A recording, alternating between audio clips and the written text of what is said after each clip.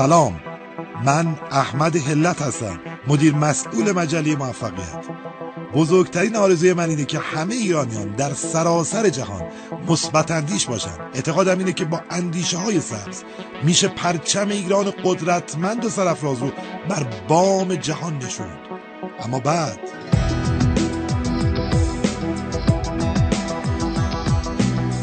راستی حالتون چطوره؟ عالی هستید؟ از این لحظه به بعد وعده میکنیم هر کس در هر جای جهان از شما پرسید حالتون چطوره، فقط یک کلمه میگید عالیه. عالیه یعنی فرمان به کائنات، به زمین و زمان، به همه دنیا، به همه فرشته های عالم که خدا ای آسمون ای زمین، حال من باید عالی بشه. عالیه دروغ به خود نیست، عالیه فریب نیست.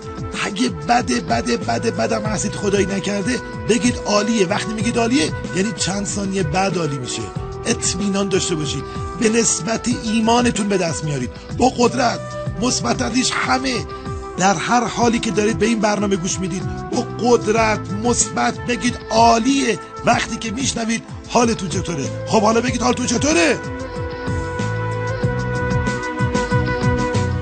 تردید نکنید، تردیدها به ما خیانت میکنه. با قدرت مثبت، سبز، محکم، با ایمان کامل فرمان بدید به همه فرشته های عالم. آی فرشته های آسمون، من دلم میخواد از این لحظه بعد عالی باشم. ایمان داشته باشید، ایمان داشته باشید که حالتون عالی خواهد شد. گفتیم دروغ نمیگیم به خودمون، گفتیم وقتی داغونیم، وقتی بدیم، اگه بگیم بدک نیستیم، اگه بگیم ای، اگه موج منفی بدیم بدتر میشیم. امتحان کنید حرفای منو، مطمئن باشید، ایمان بیارید.